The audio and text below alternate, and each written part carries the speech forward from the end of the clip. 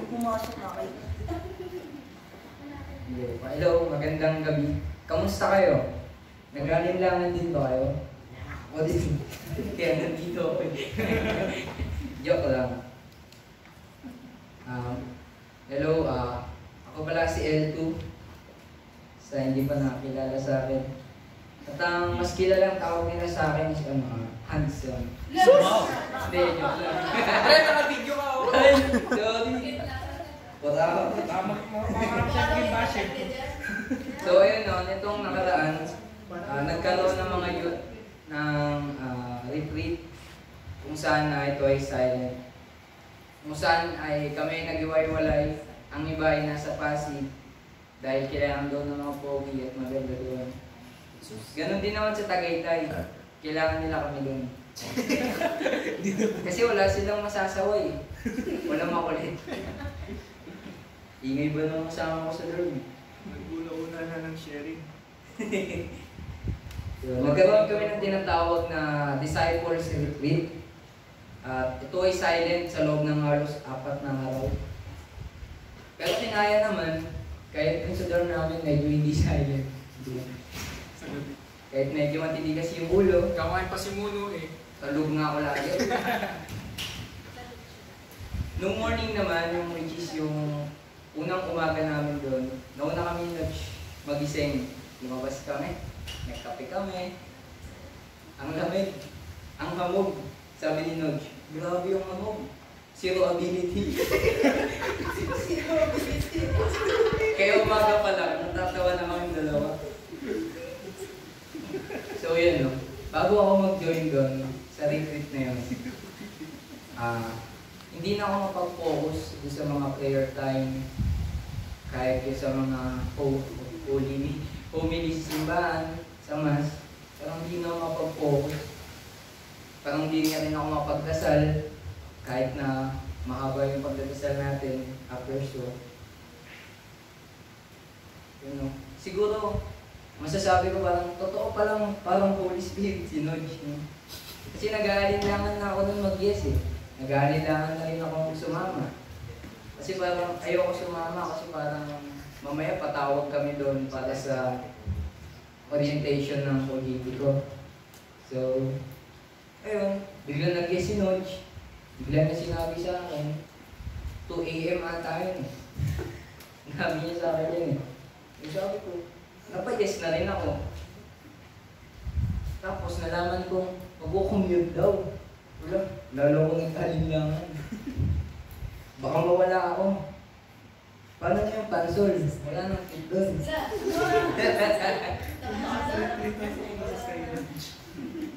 Lawan na rin eh. Dead mo sa basher. Dead mo sa bashers. Yun nga, diba? Parang ayaw kong sumama. Kasi parang anytime baka bigla kaming email. Then magpapasokan na, mag-start na yung klase ko.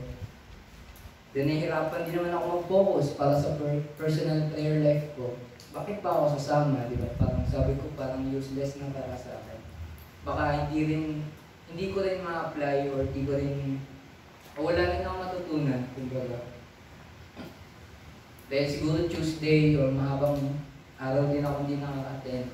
Which is Tuesday lang ako nakakapag-attend. May sulit pa. Diba? Kaya parang sabi ko, kakayanin ko ba yun? 4 days yun, silent pa. Tapos mag-join ako. Makakapagdasal kaya ako dun ng payapa. Sabi ko, siguro. Kasi disciples yun nandun. Wala makukulit. Ikaw lang. Tama. Parang sila lang. Ganun. Kaya lagi akong wala sa loob. So yun, sabi nga sa pagbasa, no, bakit nga ba nag-alinlangan si Pedro? Sapagkat siya naman yung halos parang kanang kami ni Jesus, di ba? Parang siya na yung pinagkakatiwalaan ni Jesus no buong buhay niya. Mula nang nagkakilala sila. Bakit nga ba nag-alinlangan si Pedro? So yun, sabi ko, parang gano'n si Pedro nag-alinlangan. Parang pareho kami. Maraming beses din ako nag-alinlangan, lumubog, pero maswerte dahil parang nabiyayaan ako nung, yun, community na to, no? Kasi kinukulit ako eh. Kinukulit ako na sumama ka. Tapos parang pag hindi ka okay, biglang tatanungin, okay ka lang? Di ba? Pero, parang sa simpleng ganun, out of nowhere, di ba? Bigla akong mag-share, bakit ka hindi okay? Ewan ko ba eh. Siguro, maabot na nila yun. Kumbaga parang pag alam nila hindi ka okay, di ba? Kakamustahin ka, hanggang sa mag-share ka, hanggang sa parang unti-unti nawawalan. Pero yun nga, maraming beses at panahon na ako nagkalinlangan.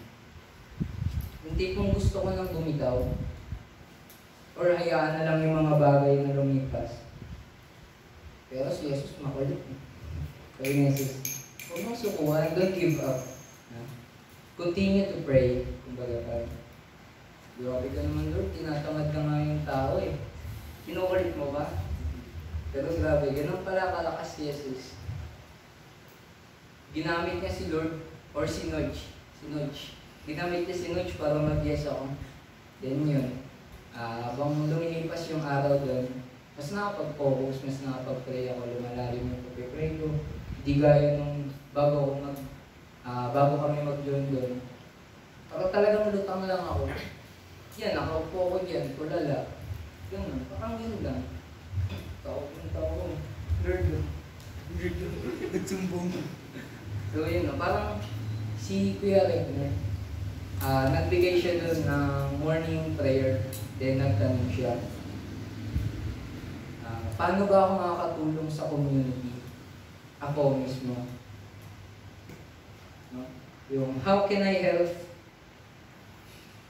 Basta yun. Paano ba makatulong sa community o sa iba kong kasama? Para mas lumalim pa yung pananampalataya o yung para mas mag-grow pa yung personal prayer life nila. Yung hindi lang ako nagpo-focus sa sarili ko or sa sarili kong journey, kumbaga parang yung sama-sama. Kumbaga, paano ko ba matutulungan yung community?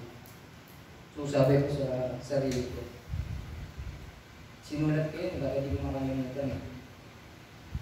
Paano nga ba ako makakatulong para lumago o mas magbunga pa tayo, no? Kasi napapansin ko parang munti na kami, Lord. Munti na kami, nasan yung diba, sabi ko.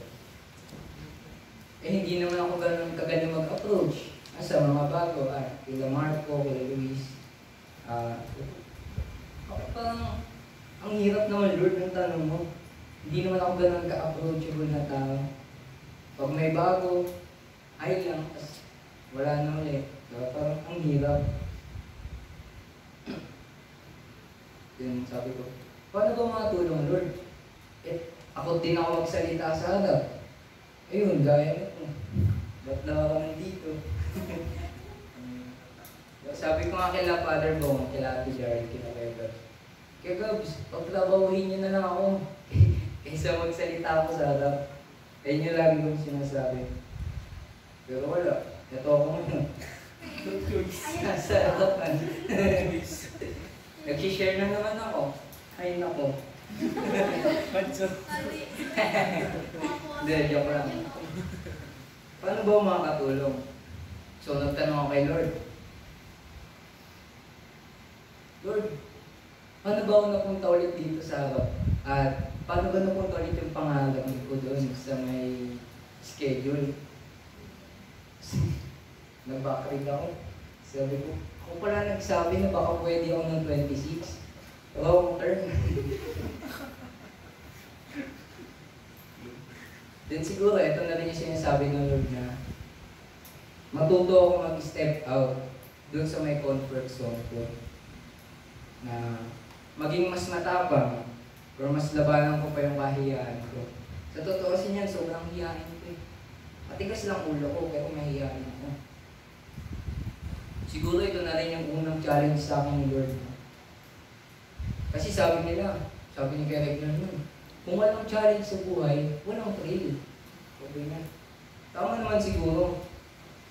Pero bakit kailangan pa magka-thrill ng buhay? Kaya mas gusto nga natin yung parang hindi tayo nahihirapan, di ba? Sino dito yung tamad? Kagaya mo. Mali. Si Lord ayaw niya yung tamad. Tatlo yun, no? Aray ko. Gusto niya yung palagi kang may natututunan. Gaya ko, siguro ito yung unang experience. Hindi naman siya nagbibigay. Siguro ito yung unang step ngayong 2025. Para mag-step out ako sa comfort zone. Mahirap man, tinuturuan niya tayo maging responsable at maging mapagmahal. Para din siguro prepare tayo sa future, di ba? Malay mo, maging presidente ako. Aray ko. Yak ko lang. Totoo niyan, tamad ako. Tinatamad ko na nga akong mahalin yung mga kaibigan ko eh. Kasi titigas ng ulo, tinibayo. So walang nangyayari. Kaso paano na sila pag wala ko? Wala na silang cute na kaibigan. Hindi, biro lang. Si Lord gusto niya maging busy ka. Diba? Ayun, diba? Kagaya nyo, every pagtapos ng klase nyo, nandito kayo, alam nyo na kung ano yung priority nyo. Then, gusto niya maging handa ka sa mga plano niya. Para sa iyo, sa mga hinaharap. Diba? May kanya-kanya naman tayong pangarap. Then, nasa sa atin na lang kung paano natin ito makukuha. Huwag lang illegal. Ako kaya siguro ako nasa harap pa. I-ready niyo ako para sa future ko eh. Wow.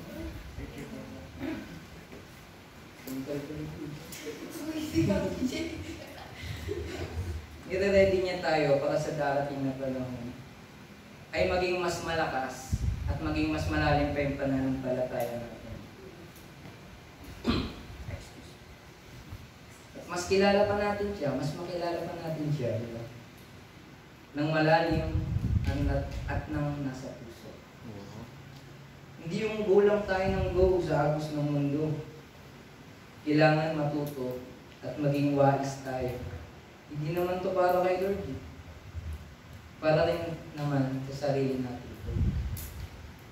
Para kay Lord at para sa atin. Para na rin sa mga malalapit sa atin. Para matulungan natin silang lumalim at mas makalapit pa sila kay Jesus.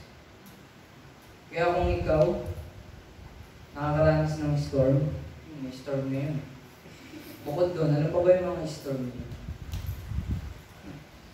Or yung mga parang pagsubok sa buhay niyo, di ba? Kagaya ko, yung ganun nakapag-focus niyo.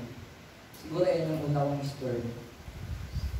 Nahirapan na rin akong mag-focus sa sarili ko. Kaya,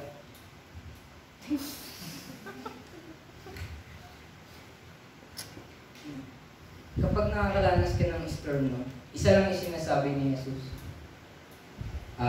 Mag-focus at huwag ka mag-alinlangan. Kagaya na nangyari kay Pedro, sobrang close na sila ni Jesus.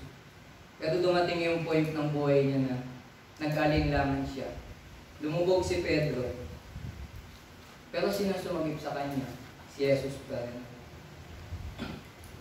Huwag kang mag-alinlangan kagaya ng nangyari kay Pedro. Maraming snakes or tukso sa paligid. Pero focus lang kay Jesus. Manatili ka lang at manalangin. Marami pa siyang bagay na gustong ipagawa sa iyo. At marami ka pang mga bagay at talent na matutuklasan sa sarili mo. Para makatulong at may lapit mo pa yung ibang mga tao. O yung kahit yung mga kaibigan, di ba? Ikaw yung mismo nakakatulong sa kanila para mas maging active ulit sila sa pang-araw-araw nila. Yun lang, ano? Huwag kang matakot, huwag kang mag-alinlangan. Kasi nandiyan naman si Jesus eh. Hindi naman siya nag-alinlangan para sa atin. Lagi siyang ready, lagi siyang nag-aantay lang siya para bumalik ka. Amen. Sa guide question,